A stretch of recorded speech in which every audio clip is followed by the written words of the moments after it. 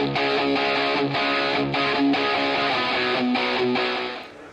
in today's presentation, I'm going to highlight about the impact of insulation on steel buildings.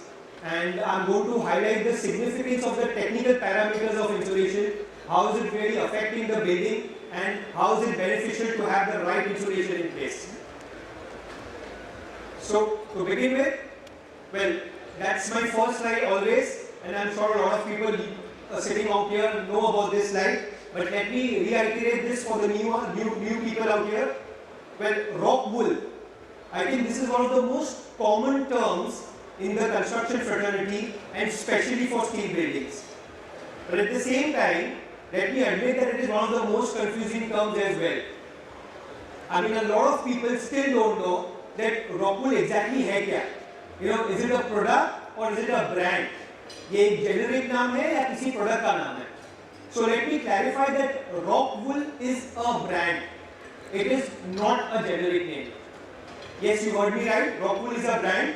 We are a Danish multinational and it's an 85-year-old organization.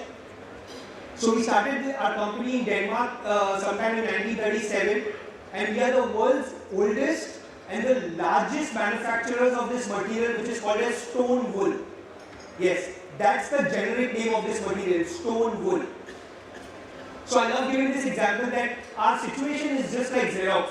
You know, हम लोग कभी नहीं बोलते कि photocopy करवा के लाओ, हम लोग हमेशा बोलते हैं Xerox करवा के लाओ. It's only because that Xerox is such a popular machine, and that's exactly happened with our brand. I mean, whoever is manufacturing a similar looking material, they'll come and tell you that, okay, sir, we are also offering Rockwool to you. But let me clarify that Rockwool is a brand. So next time if someone comes and tells you that we are offering Rockwool, you need to check that. Talking about our existence in India, we started our organization in India in 2011. We have our factory in Gujarat at a place called Dahej, and our annual capacity is more than 35,000 tons. Extremely proud to share that the India plant is one of the best in the world. I mean, it's ranked 3 amongst our 51 factories. And from the same plant, we are exporting to countries like Japan, Australia, and many other countries in the world. And of course, we are catering to the Indian market as well. So in a nutshell, that's our organization.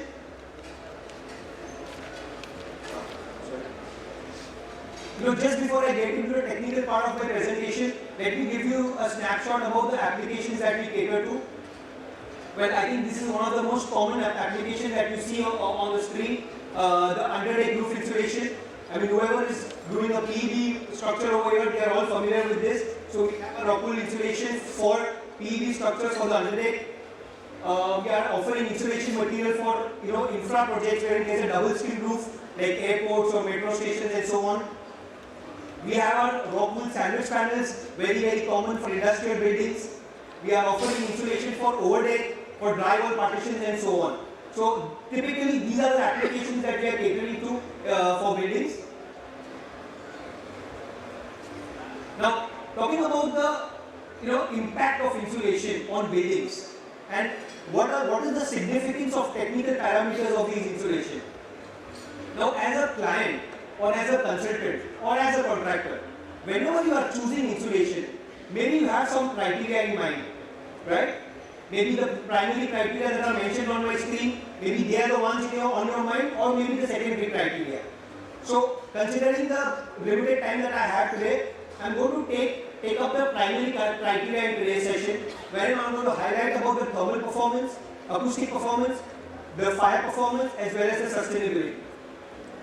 And after every point, I am going to give you a takeaway point to make it very easy for you all to remember for future. Let's talk about the thermal performance first. I think this is the primary reason of having an insulation in place, right? We don't want the outside heat to come inside. That's why we are putting an insulation material. And Rockwool does that efficiently and that too naturally. Yes, Rockwool uses natural air as an insulator. I mean, the natural air voids within the insulation structure are trapping the heat, and they are keeping the temperature intact. So Rockwool is the only material that's using the organic that's using the natural air voids to give you the right thermal performance.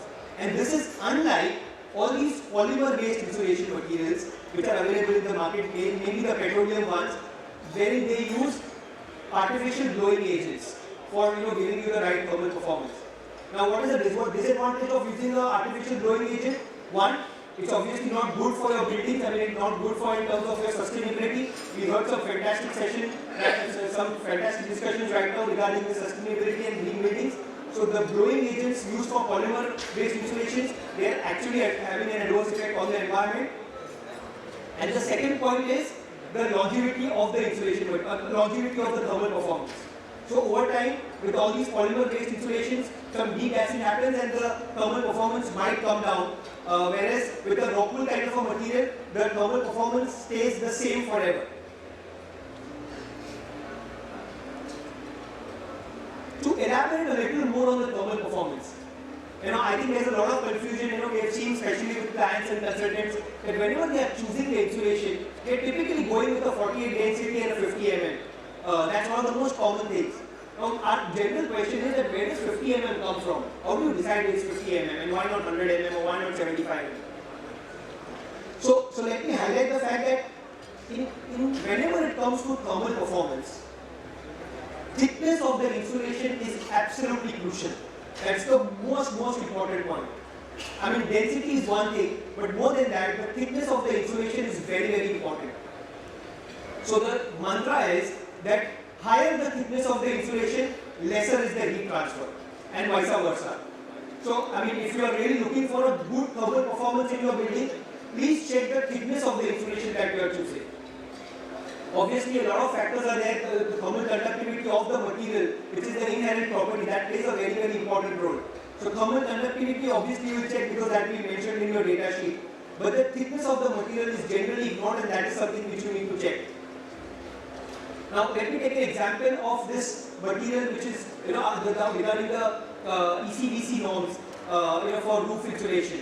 So, generally, as per the ECBC guidelines for a roof or industrial building, you need to have a desired U value of 0.33. The thermal transference should be 0.33.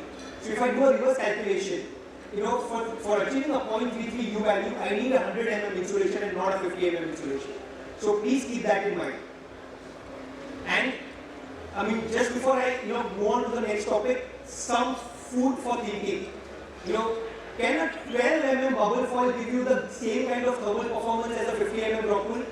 Please think over next time when you are deciding to have the right insulation. So the takeaway point for thermal performance, always check the K value, that's the thermal conductivity, as well as the thickness of the insulation material to achieve the desired thermal resistance and thermal transmittance, the R and the U values. Moving on to the second point of the part, circularity or sustainability. Again, very important for our environment, for our buildings, for our nature, and somewhere for our human lives also. So Rockwool definitely adheres to most of the building sustainability schemes, be the LEED ratings or the Green Pro or the IGBC and so on. But something which is very critical out here is the USEB approval. I mean, the insulation that we are manufacturing, maybe we are not cutting at site and we are not applying in our systems. But the laborers or the workers who are actually doing that, we should think about that, right? So the insulation that we are manufacturing is absolutely non-carcinogenic and biosoluble. And that is why it has been approved by the European Certification Board, USEB, as a non-cancerous material and a biosoluble material. So the takeaway point for the sustainability part is, whenever you are choosing your insulation next time, make sure it has a USEB approval that proves that our insulation material is non-cancerous and biosoluble. The last part for the presentation is the fire safety. This is one of the most important parts. Why? Because here we are talking about our human lives. It's directly related to that. So, I mean, I'm sure there are a lot of companies and a lot of people come and tell you that, okay, we have this product and we have got this approval and so on. But let me highlight the fact that typically when a fire happens, what is the situation? I mean, the temperature in the first 10 minutes reaches around 600 degrees Celsius. After 1 hour, it's just about 925 degrees Celsius. And after 2 hours, the temperature is just about 1050 degrees Celsius. So logically, the insulation material or any other building material that you are using for your building should have a melting point of more than 1050 degrees Celsius, and that only then that material will be able to sustain in a 2-hour fire. And Rockwool materials will absolutely do that. The melting point of our material itself is 1197 degrees Celsius, and that's how you can imagine the performance of our product during the fire. It's the most safest material when it comes to fire safety in the entire insulation sector, and we can definitely work on that. We have all the certificates to prove that, be it the melting point certificate, be it the FM approval, be it the EN European norm classification certificate, and everything else. So please, again, a takeaway point for fire is always check the melting point of your insulation. Whenever you are selecting insulation, always ask for the melting point of the insulation itself. So to end with, I am going to show you a short video on the fire safety of our material compared to other materials, wherein we have compared Rockwool with the glass wool, with the XPS, ETS and so on. So I would request the team to start the video with the volume.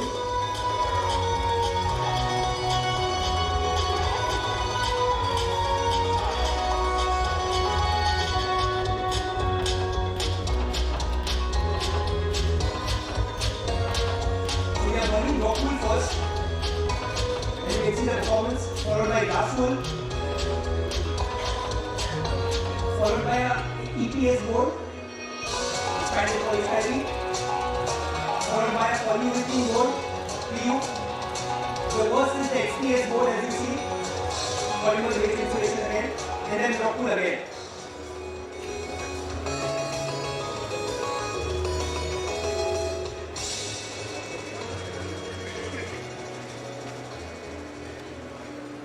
So that was it. Just to end my presentation with my final line is that there is a difference, a big difference in a fire in a building and the entire building on fire. And we at Rockwool can make that difference for you. So please choose your insulation wisely.